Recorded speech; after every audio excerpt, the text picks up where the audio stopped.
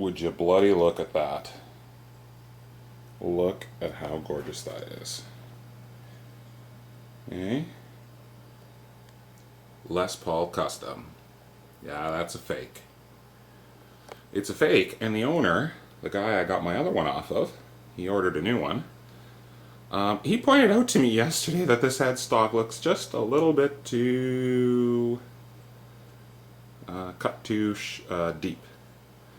And I was looking at it and I was like, you know what, I didn't even notice that until you pointed it out. And then I went and I looked at my one, and it's way less shallow. And then I looked at my real Gibsons, and I don't know, they're kind of somewhere in between. So those are the two real ones. Those are the two real Gibsons. That's the SG, obviously, and that's the LPJ. And they clearly have the same headstock.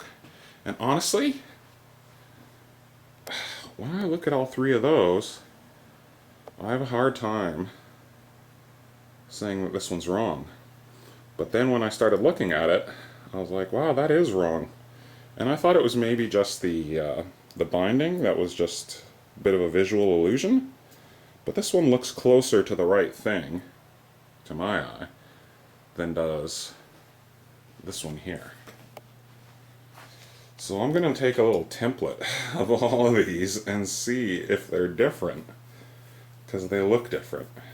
And this one is clearly cut more shallow. So anyway, other than that, I didn't notice until he pointed it out. Honestly, not even a little bit. I know some of you keen-eyed viewers will look at that and probably be able to spot all the really obvious details. But honestly, this is a bloody gorgeous guitar. It's absolutely gorgeous. Let's just have a look at the finish, how beautiful that is. I mean, look at that. That's obviously a thin piece of veneer put over some sort of wood here to make it look like it's worn away. And it's funny, the owner and I were looking at this last night because he just got it, and I worked out that this is laminations of several different pieces of wood, several different kinds of wood. You can see that line there, okay? That's going to line up, boop, boop, boop, boop, boop, down here, right? Where, if you cut it off straight, you see, that will, if you come across the guitar, it lines up with there. So you come back, and boop, there's a piece of wood. So they've laminated, I think, 3 or 4 pieces of wood. So you can see where the lamination stops there. Then there's another piece of wood that runs down the center of the guitar. And then there's another lamination over here, which is a little harder to see. And then if you look at the back of the guitar, it's really obvious. Sorry. If you look at the back of the guitar, it's really obvious what's happened here. So you can see that's end grain. So they have laminated 1, 2, 3, 4 pieces of wood. And then they've put a top cap on it, and I'm not sure if that's a bottom cap. That must be a bottom cap. Yeah, that's got it. So they've capped the back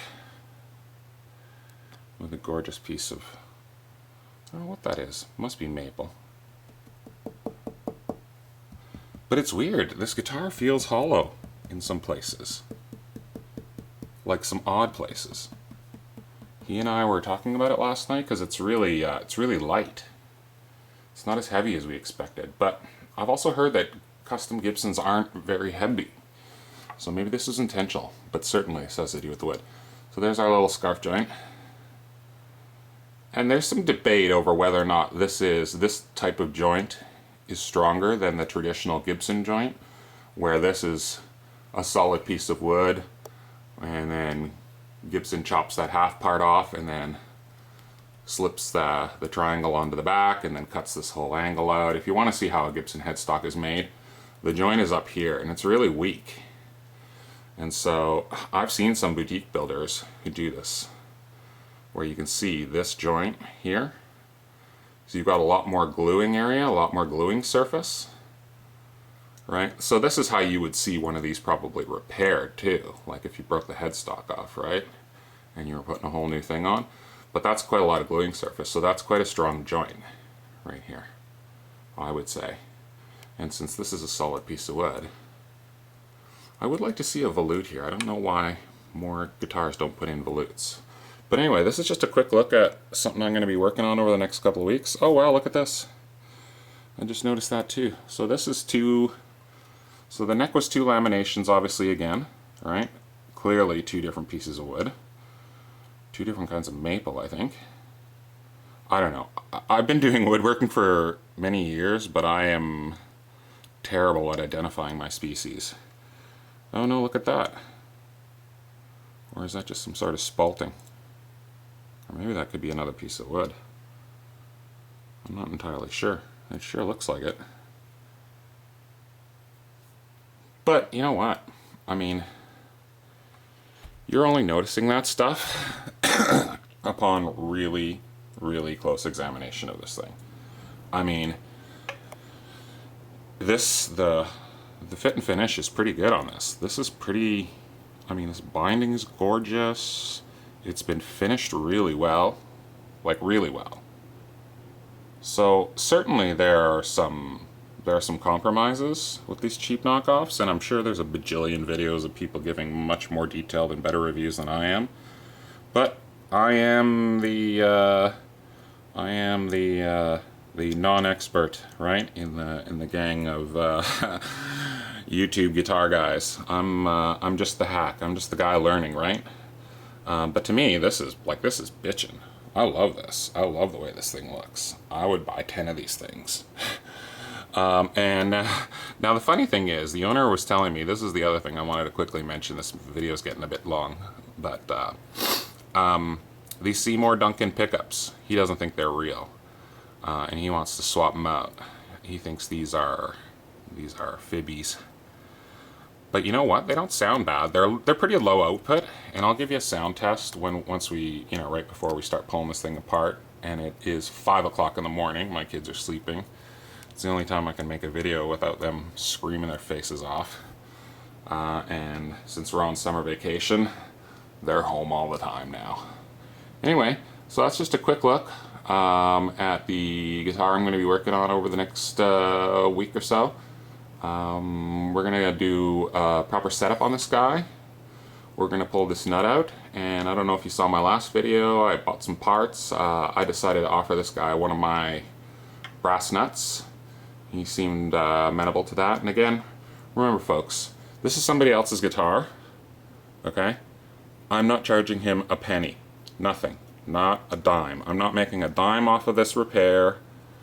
I am not a trained tech. I am not charging anybody any money to do anything to their guitar.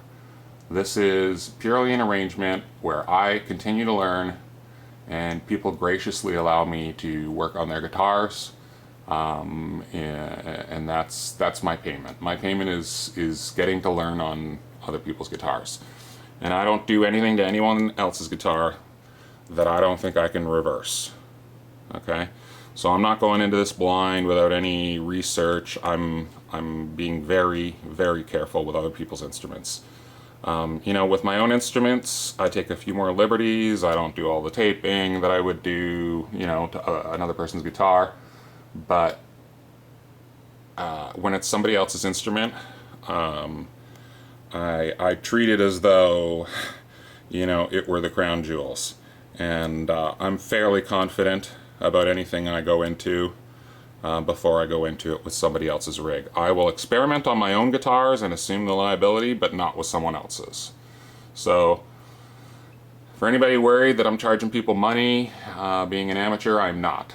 I am most definitely not charging a penny. This is just so I can learn and have some content for my YouTube channel.